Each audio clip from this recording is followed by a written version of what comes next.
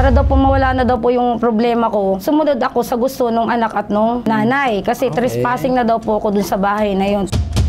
Ang hindi ko lang din maintindihan dito, bakit sinabi ni Kapitan sa yun? Kasi supposedly, kapag kayo maghaharap sa barangay, para makahanap ng solusyon at hindi mag-degrade or demoral ng isang tao. May mga bagay na pinapakita daw umano itong mga sinasabing anak. But did the barangay try to question it? Did the barangay try to ask about dito sa kabilang panig naman dito sa mga anak? Ang barangay ay sila po ay taga-pamagitan lamang. Hindi po sila po pwede magdidiktaw kung sino pong tama at sino pong mali. Kapitan Mario Catap. Ang masasabi ko po sa inyo, basahin niyo yung batas.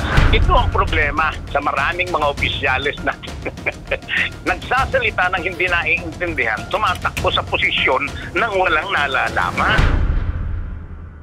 Ano po ba yung nangyari after natin umere? Punta po kami ng barangay po ng Concepcion at hiniling ko po doon na magkaharap po at magkausap po kami ni Rodolfo Pajardo at saka po ni Rosalina Pajardo. Ang dumating po doon is yung manugang, anak at yung kapatid po ni Rosalina Pajardo na nagtatrabaho po sa barangay. So, nagkaroon naman ng parang mediation pag pamamagitan ng barangay. Hindi ko po masabing na magitan po si Kapitan eh.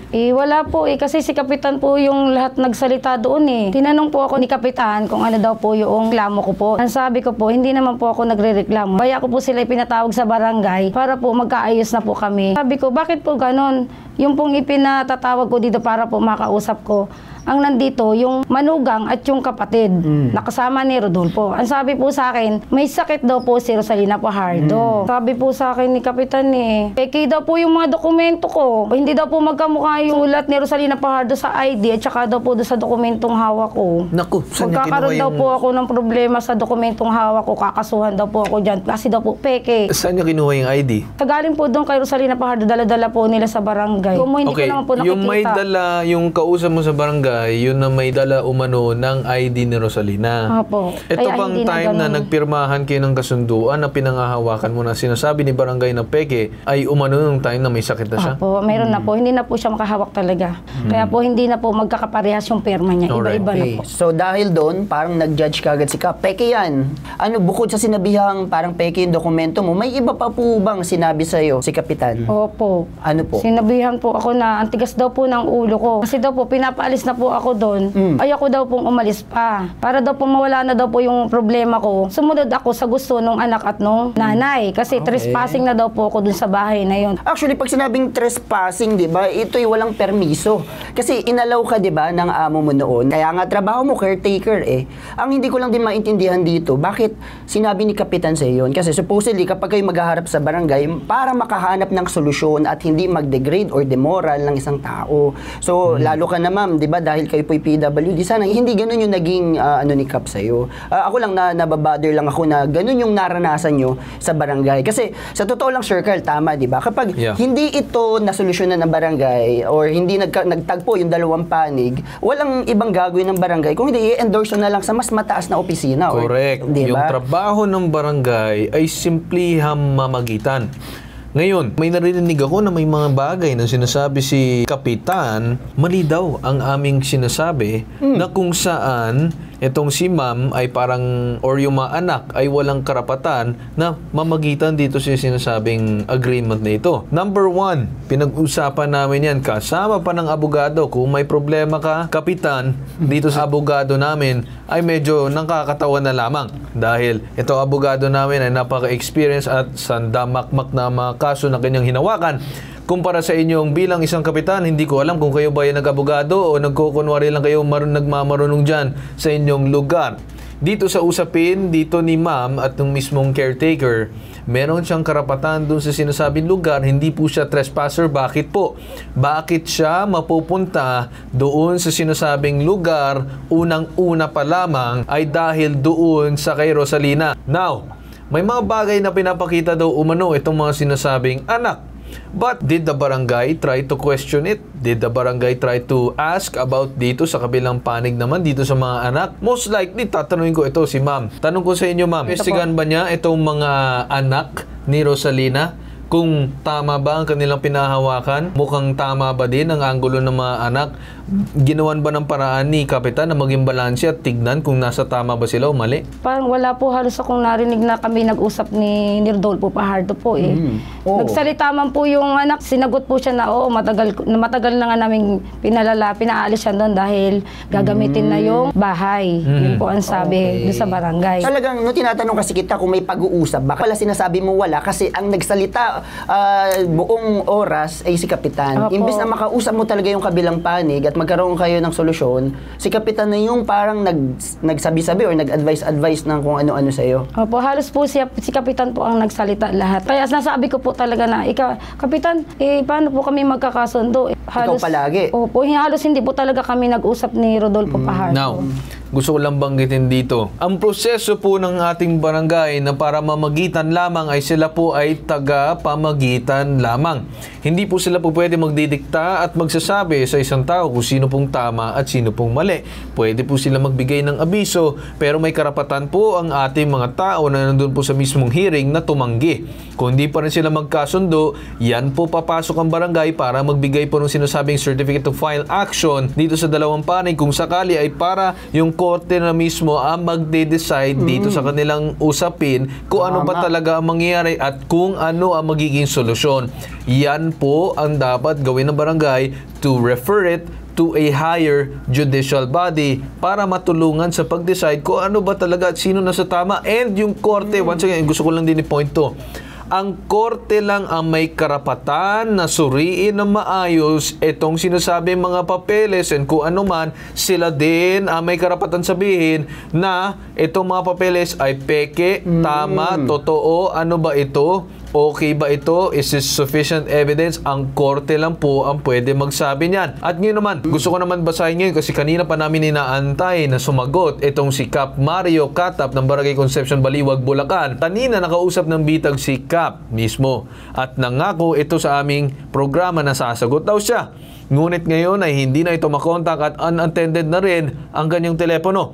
Sa ngayon ay sinusubukan pa rin itong tawagan ng bitag at ng mayor mismo ng Baliwag. Ano ang dahilan? Kasi mukhang nagmamatigas ng ulo itong si Kapitan Mario na gusto talaga namin makausap kasi kung gusto mo din, ganyan nga dapat sa barangay. Marinig ang panig mo, marinig ang panig ng kabila para magkaroon na maayos na pag-uusap. Now, ang ayoko lang kasi may mga narinig ako na bagay na kung saan may paglalait dito din sa aming complainant na umano dahil meron siyang kapansanan and then may mga sinasabi pa si Kap na hindi magaganda. I don't think that's also becoming of a barangay official. I think, Dean, we should bring this up with the legal officer ng DILG Region 3. Attorney Jackie Paulino. Attorney, ano po magagawa natin dito para kay Ma'am Esperanza kasi feeling po niya na hindi po siya nabigyan ng sapat na serbisyo ng barangay na sana mapag-usap. Gusto lang naman niya mapag-ayos and then hindi naman nagkasundo. Di sana na Ma'am ay nag-issue na lang ng CFA itong si barangay. Yes po. Actually, nakikinig po ako kanina sa inyo pong habang kinakausap niyo po ang ating pong complainant. Una po, doon po sa issue na kung maaari lang po isa-isahin ko lang po. Yes, go ahead po, Attorney. Yes. Yes po. Una po doon sa sinasabi po na ni Ma'am Esperanza na ang pina-attend po ay yung mga anak ni Ma'am Rosalina. Yes, so yes. una po sa lahat, kung meron naman po kung kaya naman po talagang pumunta nung tao, siya po ang required na pumunta. Correct. Dahil under the local government code nga po ay dapat po yung dalawang partido, the complainant and the defendant, shall appear in person. Bawal po ang representative Correct. sa katarungang pambarangay. Unless po minor de edad or yung tinatawag po nating incompetent na hindi po kayang magdesisyon sa sarili niya. Doon lang po pwede yung kanilang mga next of kin na umattend in their behalf. So yun po ang sa representative. Pangalawa naman po, yung issue po na allegedly po ay si Cap, ay si punong barangay po ay hinusgahan po agad ang dokumento na isinabmit po ni Ma'am Esperanza. We would like po to inform everyone na tama po ang sinabi ni Sir Carl kanina na in a katarungang pambarangay proceeding, ang punong barangay po ay dapat pong mamamagitan lamang. They will facilitate the amicable settlement. Hindi po nila pwedeng pagdesisyonan ang validity, ang legality ng mga dokumentong isinasubmit o ipinapakita po ng mga parties. Okay? Dahil ito po ay trabaho po, duty or jurisdiction po ng ating mga or law like correct, or correct. RTC. So yan po. It's medyo may nakikita po akong mali sa naging proseso na iyon. So ano naman po yung pwedeng magawa ng DILG? So ito po, actually kami po ay nakapag-coordinate din po sa field officers namin para po i-validate yung issue. Correct. As of date po, we will issue po a letter or a memorandum to the to the punong barangay, kay punong barangay Mario Catap, para po siya ay gawin po niya ang kanyang trabaho under the katarungang pambarangay law. So ito po ay ipatawag po muli ang mga parties at totohanin na po yung pag-facilitate ng amicable settlement at hindi na po siya yung magsasalita lang. Kasi during the amicable settlement po, yung dalawang parties po dapat yung nag-uusap. Sila po yung talagang nagko-compromise dyan at hindi po dapat diktahan ng punong barangay. Correct. So maybe some po ay may ganong misconception na ito po ay kapangyarihan ni punong barangay, pero hindi po. Dapat lang po mamamagitan sila. Siguro ibigay po nila ang kanilang opinion, ang kanilang wisdom, pero at the end of the day, hindi po ito binding, hindi po ito mandatory na sundin ng mga parties. Correct. So, ayun po, Sir Carl. Now, Attorney, no, gusto ko lang inyong point na binanggit ninyo kanina na kung saan hindi po sila pwede magsabi ng isang bagay na parang ay sila ay nagbibigay ng kanilang opinion. Now, may sinabi po ako kanina, ma'am, I think you'd probably agree na kung saan kapag itong si barangay ay may sinabi, itong si kapitan or si punong barangay may sabihin na isang bagay, tama ba ma'am na this is not a statement bilang isang kapitan bagkus ito ay bilang isang opinion ng bilang isang civilian dahil hindi po yan trabaho ng kapitan, tama po ba? Yes po, pwede po yun. It can be considered like that po. Pero kung ang mga sinabi po ni, for example, ang sinabi po ni kapitan ay maaari pong it transgresses the duty of a punong barangay na. So yun po ay he can be held accountable for that actuations or for those words po. All right. Now, ma'am, meron din mga sinasabi na umano na hindi po maganda din dito sa aming complainant. May mga bagay na parang may certain problem siya na kesyo matigas daw ulo nito ni ma'am. May bagay na hindi po maganda na binanggit tungkol po sa kanyang kondisyon. Ma'am, medyo concerning po din kasi para bilang sa isang kapitan na ganun po, magbibitaw po ng ganung klaseng salita, hindi ba dapat po na kapag dating sa trabaho ng isang barangay na hiwalay po ang personal sa professional. If it's professional, may katigasan ng kanyang ulo sa tingin niya, dun sa mismong ginagawa niyang trabaho, hindi na dapat niya po din in-disclose sa ibang tao po yun kung ano po ang kanyang nagiging problema. Dito kay Ma'am Esperanza, di ba po ba? Yes po, I would agree po. Yung mga ganun pong salita, kung meron po siyang personal knowledge po sa reputation or sa character po ng isang tao, it should not influence po ang kanyang duty as a punong barangay handling or facilitating amicable settlement. Correct. Okay. Ma'am, with that said, no, what is the possible action na pwede po natin gawin aside sa pag-i-issue ng memorandum dun sa punong barangay? Is there a possibility na if proven po dito sa case na to, siya ay overreach sa kanyang pwesto, is there a possibility, ma'am, na meron po paglabag dito sa ating local government code, sa ating batas? Yes po, if may sufficient evidence po to show or considered view po na meron pong posibilidad na lumabag po ito sa Section 60 of the local government. Alright. Maaari po this can be tantamount to abuse of authority or misconduct on the part of the punong barangay. Sa akin lang, attorney, no, actually nasabi nyo naman na po lahat ng mga nakikita nyo at yung mga action na gagawin po ng DILG. Kami po sa Bitag, kampi naman din po kami talaga ng barangay sa pagpapatupad ng ating batas. Although ito lang po kasi nakaka-disappoint nga po na marinig sa ating complainant na nakaranas siya ng ganito. Kumbaga kami kasi sa Bitag po, attorney, ano kami sa due process kaya nga may due process mabigyan natin ng karapatan itong mga nagrereklamo, sa kinireklamo, na mag-usap sila ng maayos. Pero sa kasong ito, si kapitan lang daw po yung nagsabi-sabi, tama po kayo na dapat yung dalawang panig yung nagkokompromiso po, hindi si kapitan. Salamat po, Sir Dean, and we will make sure po na may issue po namin yung mga relevant memorandum, and i-monitor po ng regional office po yung kaso na ito. With that said, Ma'am Attorney Jackie, maraming salamat po sa inyo. Thank you po. Bago yan, may mga certain accusations lang na itinuturo na hindi daw po siya nag-agree sa aming abogado, itong si Kapitan. Medyo nakakatawa lang. Kaya gusto ko ngayon na pasagutin dito ang ating mismong abogado na kanyang inaakusahan, itong si Attorney Batas Mauricio, ang ating bitag resident lawyer. Magandang umaga po sa inyo, Attorney Batas. Magandang umaga po, Ginoong Carl Tulfo. Magandang umaga po kay Ginoong Dean at magandang umaga po sa bayan ng Pilipinong nasa ipabitag mo. Pinapatawad ko na po siya. Okay, Attorney, okay yan. Sabi ko po, patawarin mo ito dahil hindi niya nalalaman ang kanyang sinasabi. Correct. Barangay Captain, hindi alam yung batas. Nakalagay po kasi sa Section 408. Ayan, binabanggitan na po natin siya ng particular na section. Section 408 ng Republic Act 7160, yung katarungang pambarangay law na nasa loob niyan.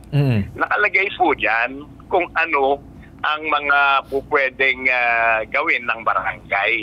Pangunahin po dyan, ang binabanggit po ng Section 408, Subject Matter for Amicable Settlement, ang ibig sabihin lang nito, hahanapan ng areglo ang tungkulin, obligasyon, responsibilidad ng barangay ay para lamang po humanap ng pagkakasundo na magkabilang panig. Siguro po kailangang magbasa ni Kapitan, kasi ang hindi niya nababasa at pagkatapos ngawa siya ng ngawa.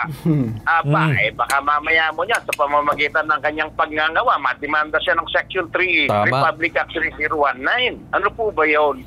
Ayan po ay pagbibigay ng hindi makatwirang pinsala sa pribadong tao, kagaya niya ito ni Batas Mauricio, na sinasabihan niya ng ganito. Ako po yung nagkakaroon tuloy ng interest na hamunin siya sa ombudsman demanda ng Section 3, Republic Act 3019, Ginoong Carl Tulfo, Ginoong Dean at Sambayan ng Pilipinas. Dahil itong barangay captain na to, wala namang nalalaman, pero nagngangawa ng nagngangawa. Hindi po natin siya pahihintulutan na magsabi ng kung ano-anong kabalbalan nang hindi natin siya pinapanagot. Yes. Attorney, may gusto akong sabihin na kung saan ito daw sinasabi ni Kapitan umano na yung itong mga anak may karapatan daw doon sa naging kasunduan between dito ni Ma'am Esperanza at ni Ma'am Rosalina. Ano masasabi mo dyan, Attorney Batas? At ikaw daw ay mali, sabi ni Kapitan. Kapitan Mario Catap. Ang masasabi ko po sa inyo, basahin niyo yung batas. Hindi po pwede magkaroon ng karapatan ang mga anak na makialam sa ari-arian ng magulang hanggang yung magulang ay nabubuhay pa. Tama. Kodigo Sibil po yan, Artikulo 774 hanggang Artikulo 777. Tama. Ang karapatan ng mga anak sa mga ari-arian ng mga magulang na namatay na. Emphasis doon po, Ginoong Carl Tulfo, na namatay na. Doon pa lamang pagka namatay na yung magulang. May pwera na lamang kung wag namang ipahintulot may mangyayari sa magulang in the meantime, pero wala pong karapatan yung mga anak. Tama. Kapitan Katap, tapatan nyo yung katapatan yung pagbabasa ng Kodigo Sibil ng Pilipinas. Madali naman po, may online copy niyan para maintindihan ninyo bago kayo magbukas ng bunganga ninyo kung ano talaga ang batas. Kami po dito sa ipabitag mo, kami nakatingin sa batas. Kita mo, nasasabi namin kagad kung ano yung batas. Pasensya na po, Ginoong Carl Tulfo, at medyo kailangan ko lang idiin ang gano'n nito. Yes, kasi go ahead, Attorney. Walang problema. Opo, kasi nga po, ito ang problema sa maraming mga opisyalis natin. Hindi na lamang sa barangay, pero particular dito kay Kapitan Mario Catap na. So, nagsasalita ng hindi naiintindihan, tumatakbo sa posisyon ng walang nalalaman. Pagka po'y pinagpilitan ni Kapitan yan, pwede siyang demandahin itong nagre-reklamo sa atin. Ginoong Carl Tulfo, at madagdagan ang kanyang kaso ng Anti-Graft and Corrupt Practices Act. Ginoong Carl Tulfo. Alright. Attorney, maganda ang inyong mga sinabi na kung saan doon sa parte na walang ang karapatan si Kapitan na mangialam doon sa sinasabing issue and also as well yung mga anak. Now, Maganda din ang mga sinabi ng ating attorney na taga-DALG na kung saan bawal ang representative sa barangay, hinusgahan agad ang dokumento, which is hindi dapat. And then dapat nga, yun nga, kagaya ng sinabi nyo, na magkaroon ng amicable settlement and iaakit dito sa Court of Law. And then masasabi nila na possible if proven itong si Kapitan talaga malalagay sa abuse of authority. Ano masasabi niyo dyan, Attorney Batas? Tama po yun. Yung pahintulot niya na humarap nga yung mga anak paglabag po sa Section 415, Republic Act 7160. Ano nakalagay doon? Kapitan, pakinggan mo to ha. Sa Section 415, nung nakalagay po dito, basahin ko muna sa English, tapos Yes. Tagalog lang yun ha, Kapitan ha. Appearance of parties in person. In all katarungang pambarangay proceedings, the parties must appear in person without the assistance of counsel or representative, except for minors and incompetents who may be assisted by their next of kin who are not lawyers. Ano ang sinasabi sa Pilipino? Na lahat ng proseso para sa katarungang pambarangay, ang mga partido mismo ang kailangang humarap sa barangay, hindi kasama ang abogado, hindi kasama ang kung sino-sino pang magsasabing kinatawan sila. Dahil ang hinahanap ng batas, personal na pakikipagharap ng partido upang magkaroon kaagad ng kaayusan ang Alright. magkabilang panig. And with that said, Attorney Batas, kami ay nagpapasalamat sa inyo sa pagsasagot sa lahat ng mga sinasabi nitong ni Kapitan. With that said, Attorney, maraming salamat po sa inyo. Maraming salamat po. Hihingi lang po ako ng detalye dahil gusto ko pong paratingin talaga to sa ombudsman. Pasensya na po kayo. Yes. Medyo Walang nakalimutan problema, ko Attorney. Opo. Pakisabihan na lang po yung mga staff natin dyan. Padala po ako ng detalye nitong kapitan na to kung saan masusulatan. At pagkatapos, pararatingin po natin sa ombudsman. Ginong Cartol po, maraming salamat. Magandang araw po sa ating lahat. Alright. Maraming salamat sa inyo, Attorney. Alright. With that, nakita na natin kanina, base dun sa mismong representante ng DALG and yung mismong lawyer natin dito sa ipabitag mo, parehas lang ang kanilang sinasabi na may mali itong si Kapitan. And sana naman, Kapitan, hindi ka sumagot. Kaya ka namin yun napag-usapan eh. Hindi ka kasi sumagot eh. Maganda sana kung nag-usap tayo dito ngayong araw eh, di ba? Well, kung sumagot ka naman dito sa aming programa, sopla ka naman dito mismo sa DALG at dito sa aming abogado. And with that said, balikan natin dito si Ma'am Esperanza. Ma'am, ako ay nakikita ko sa inyo na problemado ngayon dun sa nangyayari. Ang gusto ko na lang dito ay pagsabihan ito si barangay. Para pag napagsabihan itong si barangay, sabi naman ni DALG, tutulungan dun sa pag-mediate sa inyo para magkaroon ng amicable settlement para matutukan ng maayos kung sumusunod itong si Kap sa proseso para makita natin kung ano magiging talagang pag-uusap na maayos, na walang bias, na walang pinapanigan na kahit sino dito sa ating barangay. Okay po sa inyo, ma'am? Sige po, Sir Alright. Tolbo. Sige po, Marami ma'am. pong salamat. God bless po sa inyo. Alright. Maraming salamat po sa inyong dalawa. At dyan po tayo nagtatapos dito sa ating pangalawang sumbong na nakita natin ng asal ng ganitong klaseng kapitan na hindi po natin pinalalampas dito sa bitag. At dyan po tayo nagtatapos. Ito ang nag-iisang pambansang sumbungan, tunong at serbisyong may ibang katangian. Katangiang bitag ilalaban kay Digiwan. Ito ang hashtag ipabitag mo.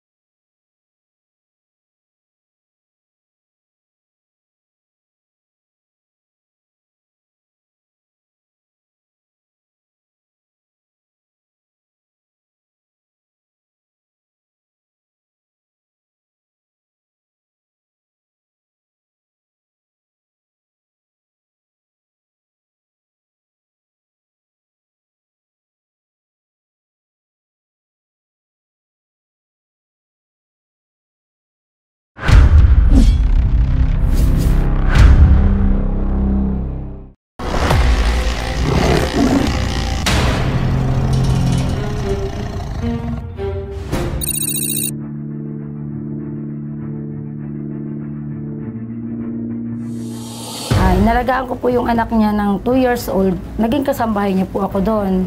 Hanggang sa tumagal po, nakakahiyaman pong sabihin at napapanood na po ng lahat. Kaya po nagagalit sa akin yung mga angkan niya, lahi niya. Dahil po nalaman po nila na kami po ay mayroong relasyon dalawa. Meron ba kayong naging usapan? Bibigyan niya po ako ng sapat na halaga. Sa loob po ng isang buwan, mayroon po akong sasahurin. Kaya lang po pag yung pong bahay ay nabenta na. Kasi sa ngayon po wala po siyang kayang mabayad. So ito po lahat ay nalagay po sa papel? Opo, dokumentaryo po na pinirmahan niya po. Matanong ko lang po sa inyo, pinaalis niyo ba itong sinasabi si Ma'am Esperanza? Opo, noon pa po. Dahil gagamitin ko nga po dati yung bahay. Nangingibabaw pa rin po ang batas sa Kodigo Sibil. Ang pagkakaroon po ng visa ng isang kasunduan, susukatin sa panahong pinagkasunduan. Tama. Sa oras, sa araw, kung saan nagkasundo. Hindi Tama. po sa kasalukuyang katayuan. Ma'am, pakikwento po sa amin ito pong reklamo ninyo na kung saan pinaalis ka daw doon sa sinasabing lugar. Nang mapasok po ako doon sa kay Rosalina Fajardo, ang edad ko po noon, 14 years old, magki-15 po ako. Inalagaan ko po yung anak niya ng 2 years old, papuntang 3 years old po. Naging kasambahay niya po ako doon. Hanggang sa tumagal po, nakakahiyaman pong sabihin at napapanood na po ng lahat na kaya po nagagalit sa akin yung mga angkan niya, lahi niya. Dahil po nalaman po nila na kami po ay mayroong relasyon dalawa na hindi po matanggap ng manugang at anak, lalo na po yung manugang. Kayo po ay isang caretaker, tama po ba? Apo. So kayo po ay isang caretaker doon sa lugar. Meron ba kayong naging usapan or ano bang setup mo doon bilang isang caretaker doon sa lugar? Ang sabi po ni Rosalina Fajardo sa akin, bibigyan niya po ako ng sapat na halaga.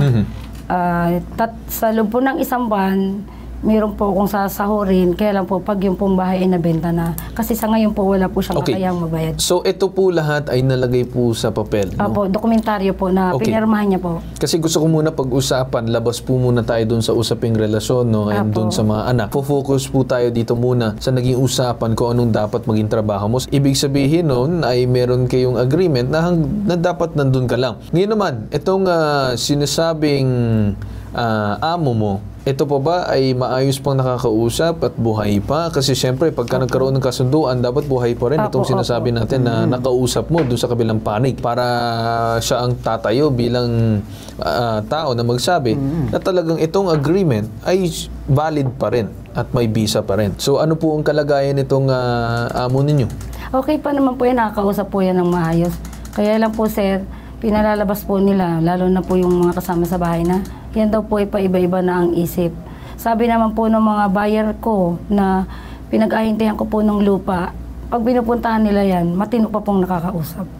Bakit naman po ibinabanggit ng mga anak na ito po ay wala na sa tamang isip? Hindi ko nga po alam sa kanila kung bakit po ginaganon. Meron ba siyang kondisyon or something? Ano po, mayroon na po siyang osteoporosis, hindi na po siya nakakalakad. So hindi na po siya nakakalakad. Pero kamusta naman po ang kanyang pag-iisip? Okay pa naman? Okay naman po. Kasi po yung nag-aayos po ng dokumento na titulo ng lupa, nakausap pa po siya ng maayos. Kailan lang po nagkausap po sila? Ako, gusto ko lang malaman ha, ito po bang mga anak hindi ino-honor yung kasulatan na ginawa? Ang totoo po niyan, sir, hindi po nila alam na yung si Rosalina Fajardo ay may pinirmahan pong dokumentaryo. Pero ang utos po sa akin ni Rosalina Fajardo, ipadala ko kung ano man yung kailangan niyang pirmahan at pipirmahan niya po. Pero yan po bang kasulatan na ipakita sa mga anak? Hindi ko po alam kung nakita po nila yan, pero Pero nasa inyo pa po yung kasulatan. Opo, isinurrender ko Kailan po iginawa itong kasulatan na to? Kasi baka po ang nagiging problema, pinagdududahan nga dahil sabi nyo nga, yung ina nyo, parang iba-iba ng isip. I don't know po. Ilang taon na po ba si mother po? Ano po, si nitong, amo? ano po siya, 74 na po. 74. Opo, nitong 13. Kailan po ginawa? Mabalikan lang po Kailan po ginawa yung kasulatan? Kung hindi po ako nagkakamali, para pong November. Hindi lang November, po anong taon po?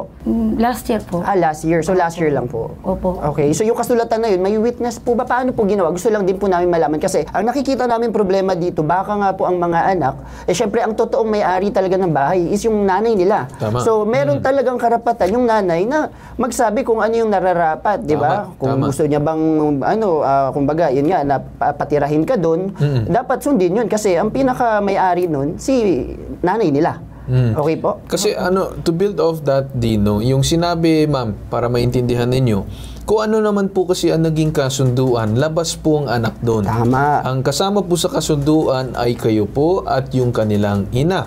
But of course, kailangan natin matignan kung kamusta pong kanyang estado. Pero para sa akin, as long as buhay siya, may visa at valid pa yung sinasabi nating kasunduan. Kasi ngayon, wala pang jurisdiction at right itong mga anak dahil Buhay pa ang kanilang ina. So matanong ko, nandun pa ba kayo sa sinasabi bahay? Andun pa po kami. Ayan, nagiging problema po, bigla na lang po sila sumusulpot doon para paalisin kami. Ano po or paanong ginagawang estilo ang pagpapaalis sa inyo? Dito pong nakaraang, siguro po, November din po yung, kasi po ang huli po namin pag-uusap ni Rosalina Fajardo November 4.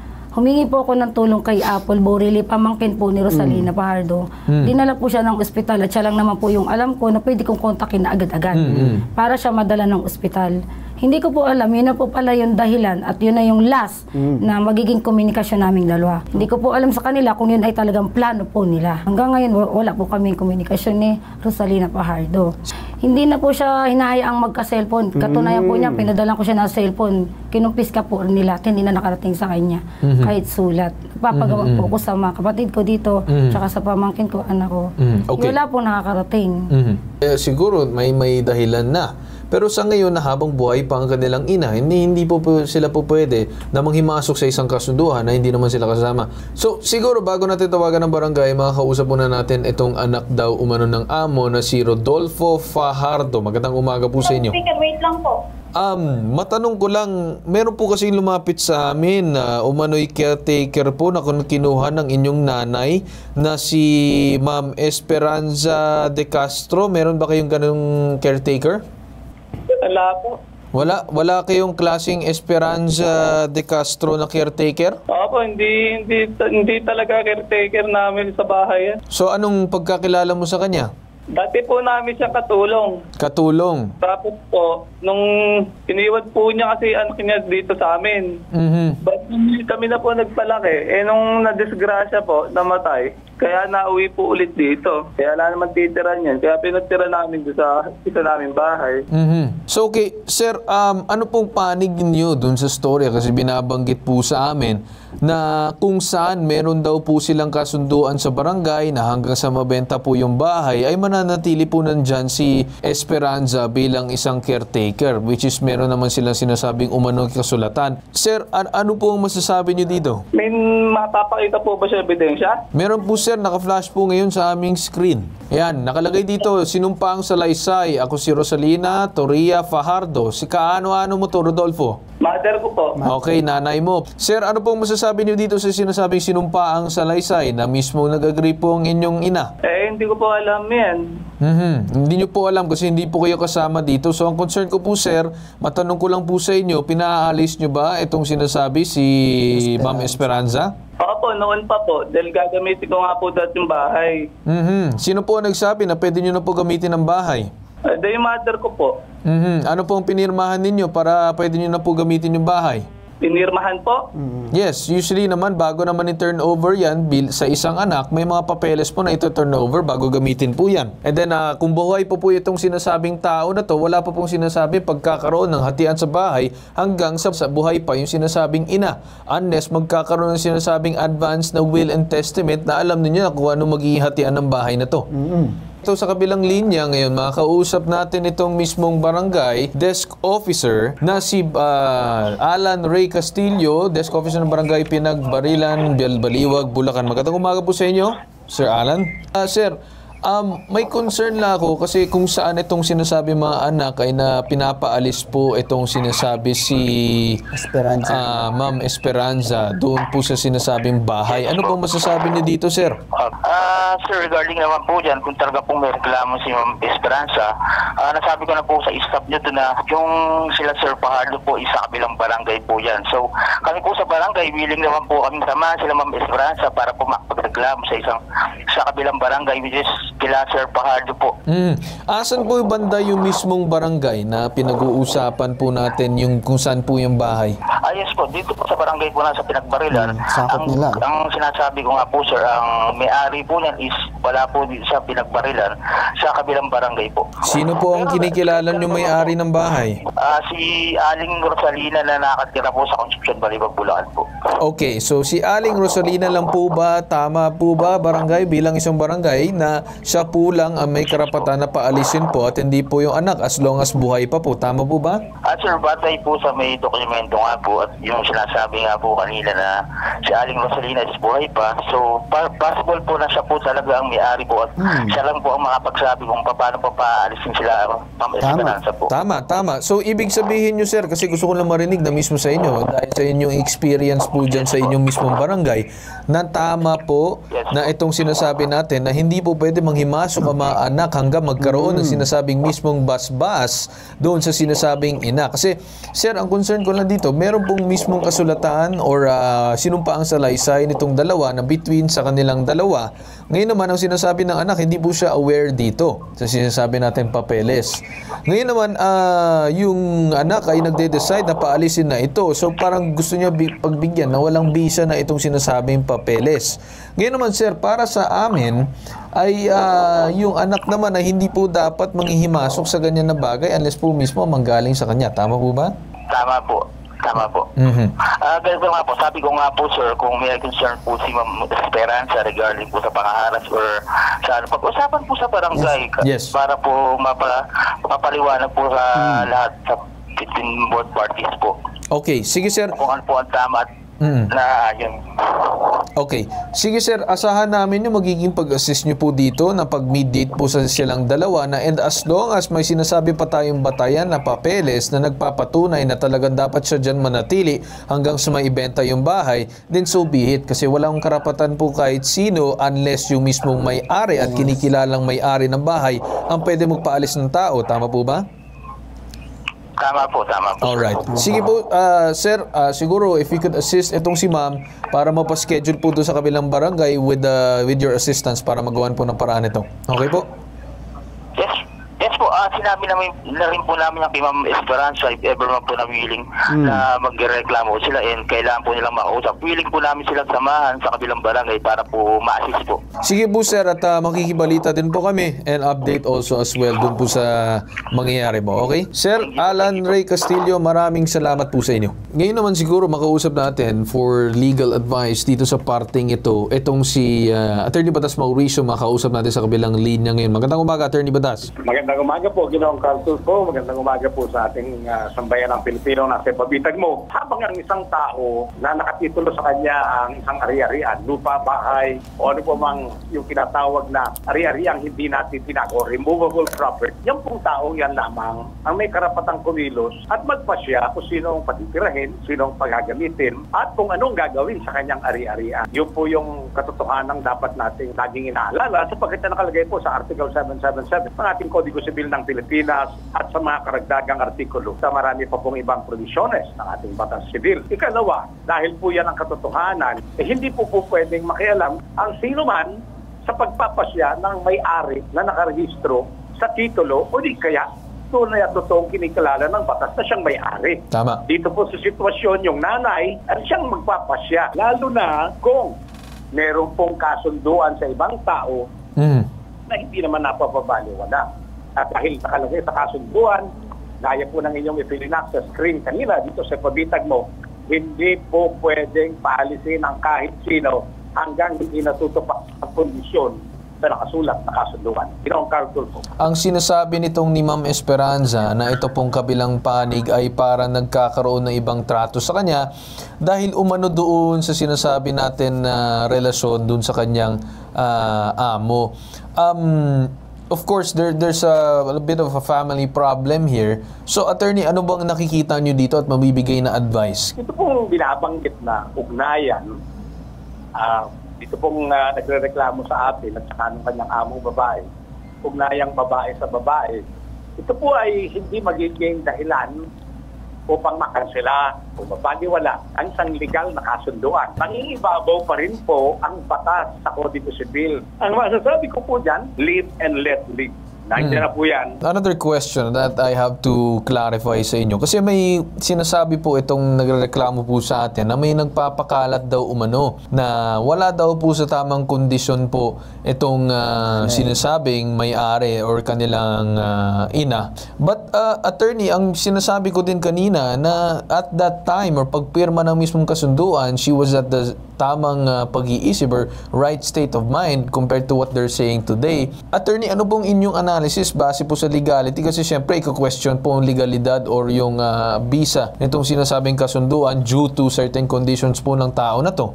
Ang pagkakaroon po ng visa ng isang kasunduan, susukatin sa panahong pinagkasunduan, sa Tama. oras, sa araw, kung saan nagkasundo. Hindi Tama. po sa kasalukuyang katayuan. Tama. Otherwise, marami po magsasabi, baliwalay na natin kasi nawala na sa sariling isip yung naunang nagpagkasundo. Hindi po pwede sa batas yun.